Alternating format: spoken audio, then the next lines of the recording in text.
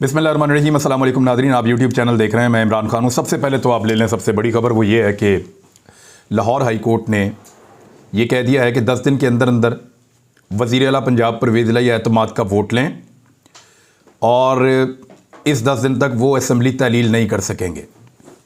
और ये बात उन्होंने लिख कर भी दे दी है परवेज़ इलाही साहब ने कि अगली समात तक मैं असम्बली तहलील नहीं करूँगा।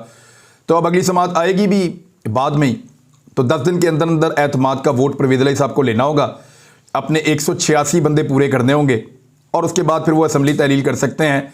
अदरवाइज़ अदालत ने उनको असम्बली तहलील करने से रोक दिया है। ये एक मामला बहुत अजीब हुआ आज। यानी कोई क्यों अपना आईनी हक सरेंडर करे अदालत के सामने। यानी ये एक वज़ीर आला का इस्तेहकाक है, उसका एक आईनी हक है जो उसके पास मौजूद है कि वो जब चाहे असम्बलियाँ तहलील कर सकता है। सिर्फ एक सूरत में नहीं कर सकता कि अपोजिशन ने तहरीक अदम एतमाद जमा करवाई हो, लेकिन अदालत ने उनसे कहा कि आप बयान हल्फी लिख कर लाएं और उन्होंने ले जाकर लिख कर बयान हल्फी जमा करवा दिया। इसमें पाकिस्तान तहरीक इंसाफ और परवेज़ इलाही साहब की सोच के अंदर इख्तलाफ मौजूद था। परवेज़ इलाही साहब ये कह रहे थे कि लिख कर दे देते हैं। इमरान खान साहब को लगता था कि लिख कर नहीं देना चाहिए क्योंकि अपना आईनी हक अदालत के अंदर सरेंडर नहीं करना चाहिए। एक लीगल सेटलमेंट है, अदालत फैसला ये कर दे कि गवर्नर का कदम दुरुस्त है या उन्होंने वज़ीर आला को डी नोटिफाई किया वो दुरुस्त है, तो वज़ीर आला को फारिग करें, पंजाब में नया इंतखाब करें, अदालत फैसला करे। या अदालत को लगता है कि गवर्नर का कदम जो है वो गलत है, गैर आईनी है, गैर कानूनी है, तो गवर्नर के कदम को फारिग करें और वज़ीर आला को और उनकी काबीना को बहाल करें। लेकिन इस बीच में ये गारंटी मांगना बहुत सारे सवालात को जन्म दे रहा है। पाकिस्तान के लोग ये सवालात पूछ भी रहे हैं और हर तरफ ये सवाल उठाया जा रहा है कि अदालत ये गारंटी क्यों चाहती थी कि वज़ीर आला पंजाब असम्बली को तहलील ना करें। नजम सेठी साहब ने एक दावा किया था, उन्होंने कहा कि अब एस्टेब्लिशमेंट खुद साइड पे हो जाएगी और अदालत बीच में आ जाएगी, सबको अदालत से रुजू करना पड़ेगा और अदालत का लिंक एस्टेब्लिशमेंट के साथ होगा। ये नजम सेठी साहब कह रहे हैं। बहरहाल जो सब कुछ है वो आपके सामने है। ऐसा दिखाई दे रहा था कि अदालत नहीं चाहती कि पंजाब असम्बली तहलील हो जब तक कि कम से कम परवेज़ इलाही एतमाद का वोट ना ले लें। हालांकि एक ऑप्शन और भी था, परवेज़ इलाही साहब या उनके वकला अदालत में ये कह सकते थे कि अदालत अपोजिशन की जो अदम एतमाद की तहरीक है उसको वापस बहाल कर दें। तो वो अदम एतमाद की तहरीक जब तक बहाल रहेगी तब तक परवेज़ इलाही साहब असम्बलियाँ तहलील नहीं कर सकेंगे, लेकिन ये ऑप्शन भी नहीं लिया गया। अदालत को यह भी कहा गया कि आप हुक्म जारी कर दें कि हम असम्बलियाँ तहलील ना करें जब तक कि हम एतमाद का वोट नहीं लेते। तो अदालत ने हुक्म भी नहीं दिया क्योंकि यह हुक्म आइन से ताल्लुक या मुताबिकत नहीं रखता। अदालत सिर्फ एक यकीन दहानी चाहती थी। यानी आपको याद होगा अदालत ने एक दिन कहा कि अगर नवाज शरीफ साहब मर गए तो फिर जिम्मेदार कौन होगा। तो उस वक्त तक भी एक यकीन दहानी तब भी मांगी गई थी कि नवाज शरीफ साहब जिंदा रहेंगे। ऐसे ही आज एक और यकीन दहानी मांगी गई है कि आप यकीन दहानी करवाएं कि आप अपना आईनी हक इस अदालत के सामने सरेंडर कर रहे हैं कि जब तक कि आप एतमाद का वोट नहीं लेते तब तक आप असम्बली तहलील नहीं करेंगे और इसी सूरत में हम जो गवर्नर का नोटिफिकेशन है उसको मुअत्तल कर देंगे। तो एक तो गवर्नर का जो नोटिफिकेशन है वो गलत करार दिया गया, उसको मुअत्तल कर दिया गया, फारिग कर दिया गया। तो वो जो ख्वाब देखे जा रहे थे कि अल्लाह रखा पेप्सी जो है वो उन लोगों की हुकूमत बन जाएगी दोबारा और वो आएंगे और आकर हमजा शहबाज वज़ीर आला पंजाब बन जाएंगे, तो वो ख्वाब तो वैसे ही टूट गया। अब परवेज़ इलाही साहब दोबारा वज़ीर आला पंजाब हैं और पाकिस्तान तहरीक इंसाफ की जो काबीना है पंजाब असम्बली के अंदर वो दोबारा बहाल हो चुकी है। स्टेटस वापस उसी जगह पे चला गया है, लेकिन बहुत सारे लोग बेनकाब हो गए हैं। यानी गवर्नर ने एक गैर आईनी काम किया, वो गैर आईनी और गैर कानूनी काम बेनकाब हो गया और रिवर्स भी हो गया। यानी रात के वक्त पाकिस्तान के अंदर जो सबसे बड़ा सूबा है उसका वज़ीर आला फारिग किया जाता है, अगले दिन वो वापस बहाल हो जाता है। इस किस्म के तजर्बे पाकिस्तान के साथ वो तजर्बाकार लोग कर रहे हैं जिन्होंने पाकिस्तान को 70 साल में अपनी मुट्ठी के अंदर जकड़ा हुआ है और अवाम के बार बार कहने के बावजूद मुट्ठी खोलने पर आमादा ही नहीं है। अब कुछ और खबरें आ रही हैं। मुझे ये बात पंजाब हुकूमत के लोगों ने बताई और उन्होंने कहा कि जो हमारा चीफ सेक्रेटरी है रात को उससे ज़बरदस्ती एक लेटर लिखवाया गया है। अच्छा, इसके बारे में फवाद चौधरी ने भी स्टेटमेंट दिया कि कहा जा रहा है कि चीफ सेक्रेटरी को कमरे में बंद करके दस्तखत करवाए गए हैं। इसी तरह एक स्टेटमेंट जो है वो फरूख हबीब ने भी दिया है। तो ये एक नया मामला है जिसमें ये पता चलता है कि वो जो लोग कहते हैं कि वो सियासत के अंदर बिल्कुल मुदाखलत नहीं कर रहे या उनका पाकिस्तान की सियासत में कोई किरदार इस वक्त नहीं है, वो किरदार रात को बड़े मुतहर्रिक थे। यानी आधी रात को चीफ सेक्रेटरी सिर्फ इसलिए जाग रहे थे कि आधी रात को गवर्नर पंजाब ने पंजाब की हुकूमत तहलील करनी है और उसके बाद फिर मैंने एक लेटर निकालना है जिसके मुताबिक पंजाब के अंदर पाकिस्तान तहरीक इंसाफ की हुकूमत ख़त्म और नोटिफिकेशन जारी करना है कि तमाम वजीर फारिग हो गए हैं, लिहाजा ब्यूरोक्रेसी उनकी बात नहीं मानेगी। परवेज इलाही यहां पे एक वजीर आला के तौर पे उस वक्त तक मौजूद हैं जब तक के नए वजीर आला का इंतखाब नहीं हो जाता। तो चीफ सेक्रेटरी के बकौल जो बाहर खबर आई है, उनके बकौल कहने या उनके सोर्सेज से जो खबर बाहर आई है या जो क्लेम किया जा रहा है, और ये बहुत बड़े लेवल के ऊपर लोग क्लेम कर रहे हैं, पाकिस्तान तहरीक इंसाफ के लोग भी क्लेम कर रहे हैं और कुछ दीगर लोगों से भी ज़राए से मुझे ये बात पता चली है कि रात को चीफ सेक्रेटरी पंजाब के ऊपर बहुत दबाव था। उसके बाद पंजाब की ब्यूरोक्रेसी ने या चीफ सेक्रेटरी ने इस किस्म का एक हुक्म जारी किया है मुबैना तौर पे, और अब उसकी सारी बाज़गश्त आपको सुनाई भी दे रही है। तो फिर ये कहना कि सियासत में कोई किरदार नहीं है, तो फिर ये कहना कि सियासत में कोई हिस्सा नहीं ले रहे, ये सब एक झूठ साबित होता है। इमरान खान को गिराने के लिए निज़ाम उस हद तक गिर रहा है कि गिरते गिरते गंदी ऑडियोज और गंदी वीडियोज तक पहुंच गया है। इतना गिर रहा है कि अफसरान के दफ्तरों में रात को बैठकर, उनके घरों में बैठकर उनसे ज़बरदस्ती दस्तखत करवाने तक निज़ाम पहुंच गया है। और इतना गिर गया है कि गैर आइनी और गैर कानूनी नोटिफिकेशन के ऊपर एक हुकूमत ही खत्म कर दी गई है इस डर से कि अदम एतमाद के ऊपर वोटिंग ना करवानी पड़ जाए। और सुबह होते ही जैसे वज़ीर आला को फारिग किया, पहला काम यह किया गया कि फौरी तौर पे अदम एतमाद की तहरीक वापस ले लेगी कि कहीं इसके ऊपर स्पीकर कार्रवाई शुरू ना करवा दे। इससे पहले कि स्पीकर अदम एतमाद के ऊपर वोटिंग की कार्रवाई शुरू करता, अदम एतमाद की तहरीक ही वापस ले ली PMLN ने और PDM की जमातों ने जाकर, क्योंकि अगर तहरीक के ऊपर कार्रवाई शुरू हो जाती तो फिर उस पर वोटिंग करवानी पड़ती। 186 बंदे वो कभी भी पूरे नहीं कर सकते और बड़ी ज़बरदस्त शर्मिंदगी हो जाती। और उसके बाद परवेज इलाही साहब जो हैं वो असेंबली तहलील कर देते, लेकिन अदालत ने परवेज इलाही साहब को मना किया है कि अब आपने असेंबली तहलील नहीं करनी। ये सब कुछ उस मुल्क के साथ हो रहा है जिसके वफाकी दारुल हुकूमत में आज सुबह खुदकुश धमाका हुआ है और उसकी जिम्मेदारी तहरीक तालिबान पाकिस्तान ने कबूल की है और उन्होंने इसको बदला करार दिया है और उन्होंने कहा कि वो इस तरह के हमले और कार्रवाइयाँ जारी रखेंगे। ये उस मुल्क के साथ हो रहा है जिस मुल्क के इदारों को बहुत अहम काम करने हैं, पाकिस्तान के शहरियों की हिफाजत करनी है, पाकिस्तान के अंदर जो है वो बढ़ती हुई दहशतगर्दी को रोकना है, पाकिस्तान के अंदर जो माशी तबाही है उसको किसी तरह रोकना है, पाकिस्तान को डिफ़ॉल्ट होने से बचाना है।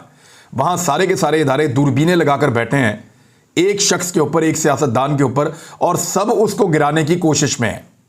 और वो आदमी इनसे गिरे नहीं रहा क्योंकि अवाम ने उसको अपने कंधों पर बिठाया हुआ है और अवाम उसको नीचे उतारने पर तैयार नहीं है। जब तक अवाम उसको नीचे उतारने पर तैयार नहीं होती तब तक पाकिस्तान में इलेक्शन नहीं करवाना, ये भी जिद पकड़ ली है। लेकिन इलेक्शन में तो जाना पड़ेगा क्योंकि एतमाद का वोट है ना अब। तो परवेज इलाही साहब ने कहा कि वो एतमाद का वोट ले लेंगे। अब परवेज इलाही साहब एतमाद का वोट कैसे लेंगे, ये एक बड़ा सवाल है। इमरान खान साहब अपनी जो पॉलिटिक्स है उसको हाई पिच के ऊपर ले जाने में तो कामयाब हो गए। पॉलिटिक्स हाई पिच के ऊपर खड़ी है, हर तरफ यही डिस्कशन हो रही है। आज के दिन में ये जो लिख कर दिया ना परवेज इलाही साहब ने, ये लिख कर नहीं देना चाहिए था, मुझे ऐसा लगता है। वो इसलिए कि ये एक बुज़दिली वाला फैसला है लिख कर देना। यानी आपने इमरान खान को लिख कर दिया कि मैं असेंबलियां तहलील कर दूंगा और अदालत को लिख कर दे दिया कि मैं असेंबलियां तहलील नहीं करूंगा। एक ही आदमी ने दो चीज़ें लिख कर दे दी। यानी आपने जुम्मे वाले दिन असेंबलियां तहलील करनी थी और जुम्मे वाले दिन ही आप अदालत को लिख कर दे रहे हैं कि हम असेंबलियां तहलील नहीं करेंगे। तो एक बड़ा सवाल है जो पैदा तो हो गया है, मगर आइंदा क्या होगा? थोड़ा टाइम गेन कर लिया गया है, थोड़ा सा चीज़ों को डिले किया जा सकता है। 10 दिन है मैक्सिमम, हो सकता है ये मामला 6-7 दिन के अंदर या 5-7 दिन के अंदर निमट जाए। होगा क्या? होगा ये कि परवेज इलाही साहब कोशिश करेंगे कि अपने 10 बंदों को अपने साथ इंटैक्ट करें और पाकिस्तान तहरीक इंसाफ कोशिश करेगी कि वो अपने 180 बंदों को अपने साथ जोड़ कर रखें। अब ये टोटल 190 है, 2 लोगों को निकालें स्पीकर डिप्टी स्पीकर को, तो 188 बनते हैं। तो कम से कम 3 या 4 बंदे गायब करने पड़ेंगे उन ताकतवर हलकों को या उन ताकतवर लोगों को जो पंजाब के अंदर परवेज इलाही के खिलाफ एतमाद का वोट जो है उसको नाकाम बनाना चाहते हैं, उन्हें एटलीस्ट 4 बंदे गायब करने पड़ेंगे। मेरी इंफॉर्मेशन के मुताबिक चौधरी शुजात के साथ 4 बंदे काफ लीग के राब्ते में हैं, और मेरी इंफॉर्मेशन के मुताबिक 3 से 4 बंदे पाकिस्तान तहरीक इंसाफ के भी, यानी 2 के बारे में तो मैं जानता हूं और 2 के बारे में आई एम नॉट श्योर, ये कोई 3-4 बंदे ऐसे हैं पाकिस्तान तहरीक इंसाफ के भी जो इधर उधर हो सकते हैं। तो टोटल 6 या 7 बंदे, मैक्सिमम 6 या 7 बंदे टोटल इधर उधर हो सकते हैं परवेज इलाही साहब के। तो अगर 6-7 बंदे इधर उधर हो जाते हैं तो परवेज इलाही साहब एतमाद का वोट नहीं ले पाएंगे। फिर क्या होगा? फिर नए कायदे ऐवान का इंतखाब होगा, नया वज़ीर आला कौन होगा? तो उसके अंदर जो है वो हमजा शहबाज आएंगे और परवेज इलाही दोबारा आएंगे। अब इन दोनों को आपस में इलेक्शन लड़ना है, हमजा शहबाज ने और परवेज इलाही ने। हमजा शहबाज को 186 पूरे करने होंगे। हमजा शहबाज की पार्टी के अपने 3 बंदे और कुछ इतलात के मुताबिक 5 बंदे, लेकिन 3 से 4 बंदे तो कुछ लोग कंफर्म कर रहे हैं कि वो इस्तीफा देना चाहते हैं और वो चाहते हैं कि वो आइंदा पाकिस्तान तहरीक इंसाफ के साथ मिलकर इलेक्शन लड़ें। हो सकता है वो इधर उधर हो जाएं, लेकिन इमरान खान साहब इस तरह की चीज़ को अप्रिशिएट नहीं करते और ऐसी सौदेबाजी वो नहीं करते। तो फर्ज करें अगर हमजा शहबाज अपने 180 पूरे भी ले जाते हैं तो फिर भी परवेज इलाही के पास जो बंदे होंगे वो 181, 82, 83, 84 यहां पे कोई होंगे। हमजा शहबाज 186 पूरे नहीं कर सकते जब तक कि काफ लीग का पार्लिमानी लीडर तब्दील ना हो और वो अपनी पार्टी को ये हुक्म ना दे कि आपने हमजा शहबाज को वोट देना है। तो हमजा शहबाज 186 नहीं कर पाएंगे, 180 में रहेंगे। परवेज इलाही भी 186 नहीं कर पाएंगे, कर पाए होते तो वो अपना एतमाद का वोट ले लेते। लिहाजा परवेज इलाही भी जो है वो नहीं कर पाएंगे, हमजा शहबाज भी नहीं कर पाएंगे 186। फिर क्या होगा? फिर ये इलेक्शन जाएगा रन ऑफ इलेक्शन में। रन ऑफ इलेक्शन का मतलब ये होता है कि जो ज्यादा वोट ले जाए वो वजीर आला पंजाब बन जाए। अब ज्यादा वोट लेने के लिए भी कानून वही है कि डिफेक्शन क्लॉज लग जाएगी, अपनी पार्टी को छोड़ के नहीं जा सकते। तो पीटीआई के 180 बंदों में से एक बंदा भी हमजा के साथ नहीं जा सकता, डिफेक्शन क्लॉज लग जाएगी। लिहाजा पीटीआई के 180 बंदे आप बीच में से निकाल दें। काफ लीग के जो 4-5-3 बंदे हैं जितने भी हैं वो भी नहीं जा सकते। छुट्टी तो कर सकते हैं जितने भी काफ लीग के बंदे हैं, लेकिन जा नहीं सकते हमजा शहबाज के साथ। तो हमजा शहबाज अगर अपनी पूरी स्ट्रेंथ के साथ आए और उनके सारे लोग पहुंच जाएं तो हमजा शहबाज के पास जो नंबर्स होंगे वो होंगे 180। अगर अपनी पूरी ताकत के साथ भी हमजा शहबाज आए तो उनके पास 180 नंबर होंगे, एक भी नंबर उनके पास ज्यादा नहीं होगा। अब आ जाए परवेज इलाही साहब, तो परवेज इलाही साहब 180 को क्रॉस कर लेंगे। वजह यह है कि इनके पास जो टोटल स्ट्रेंथ है वो 190 की है। स्पीकर और डिप्टी स्पीकर बाद में वोट डाल सकते हैं इन केस कि किसी जगह पे टाई हो रहा है या कोई ऐसा मसला बन रहा है। अगर 8 बंदे भी कम हो जाते हैं, यानी 8 बंदे इस वक्त तोड़ना बहुत मुश्किल है, बहुत पैसा अरबों रुपया लगाना पड़ेगा आसिफ अली जरदारी को और उनके लोगों को बड़ी मेहनत करनी पड़ेगी। अगर 8 बंदे तोड़ भी लेते हैं परवेज इलाही साहब और इमरान खान साहब के, तो भी परवेज इलाही साहब सीनियर रहेंगे, उनके बाद फिर भी 181-82 मेंबर्स होंगे और हमजा शहबाज के मुकाबले में वो दोबारा वज़ीर आला पंजाब बन जाएंगे। और दोबारा वज़ीर आला पंजाब बनते ही वो फिर असेंबली तहरील कर सकते हैं रन ऑफ इलेक्शन के बाद। तो ये बड़ा इंटरेस्टिंग सिनेरियो बना हुआ है। लेकिन आप देखिए कि पाकिस्तान के इदारे, पाकिस्तान के ताकतवर लोग वो ये घिनौना और गंदा खेल उस वक्त खेल रहे हैं जब पाकिस्तान के कौमी खजाने के अंदर पैसे ख़त्म हो गए हैं। हमारा जो अपना पैसा था ना पाकिस्तान के कौमी खजाने में, वो ख़त्म हो गया। इस वक्त 6.1 अरब अमरीकी डॉलर हमारे पास बाकी बचा है।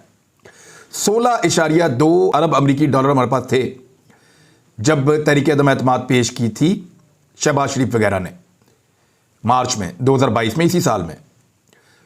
8 महीने के अंदर अंदर ऐसा जादू किया इस मुल्क के साथ कि 10.1 अरब अमरीकी डॉलर उड़ा दिए, गायब कर दिए खजाने के अंदर से। और अब खजाने में पड़ा है सिर्फ और सिर्फ 6.1 अरब अमरीकी डॉलर। और ये वो पैसा है जो हमारे दोस्त ममालिक का है, ये पैसा हमारा नहीं है। यानी पाकिस्तान का जो कौमी खजाना है वो अमली तौर पे खाली हो गया है। अब सिर्फ वही पैसे बचे हैं जिनको हम खर्च नहीं सकते। बड़ी मिन्नत समाजत के बाद उनका एक हिस्सा अगर हम खर्चने की इजाज़त ले लें तो ले लें, अदरवाइज़ अब जो पैसा है उसको हम खर्च नहीं कर सकते। हमारा कौमी ख़जाना खाली हो गया है, ये खेल हमारे मुल्क के इदारे और ताकतवर लोग उस वक्त खेल रहे हैं जब दहशतगर्दी पाकिस्तान में वापस आ रही है। ये खेल हमारे कौमी इदारे उस वक्त खेल रहे हैं जब पाकिस्तान की एक्सपोर्ट्स तबाह हो गई हैं, जब पाकिस्तान में टैक्स कलेक्शन जो है वो लगातार नीचे जा रही है, जब पाकिस्तान की मईशत बुरी तरह तबाह हो गई है, जिस वक्त पाकिस्तान के अंदर महंगाई का एक तारीखी तूफान आया हुआ है, उस वक्त हमारे इदारे और ताकतवर लोग ये गंदा खेल सियासत का खेल रहे हैं कि किसको वज़ीर आला पंजाब बनाना है और किसको नहीं बनाना है। मुझे लगता है कि अगर पाकिस्तान की एस्टेब्लिशमेंट ने यही करना है और यही गंद मारना है तो फिर बड़ा आसान है। एक 50 रुपए का स्टाम्प पेपर लीजिए और उसके ऊपर लिखिए कि पाकिस्तान की मलकियत शरीफ खानदान को दी जाती है और किसी अदालत से उसके ऊपर स्टैंप भी लगवा लीजिए और इनके हवाले कीजिए। छोड़िए इलेक्शन, छोड़िए अवाम को, छोड़िए अवाम की राय को।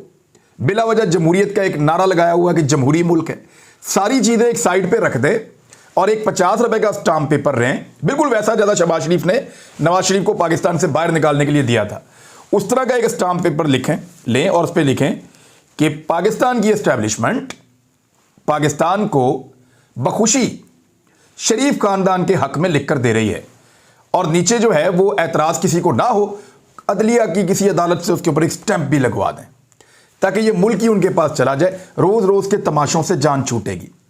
कभी ब्यूरोक्रेट्स को ब्लैकमेल किया जाता है, कभी सहाफ़ियों को ब्लैकमेल किया जाता है, कभी नंगा किया जाता है। इमरान खान चाहता तो हफ्ते वाले दिन वो असम्बलियाँ तहलील कर देता, लेकिन इमरान खान ने यह फैसला किया कि निज़ाम के जो बाकी मानदा पुर्जे हैं उनको भी नंगा किया जाए।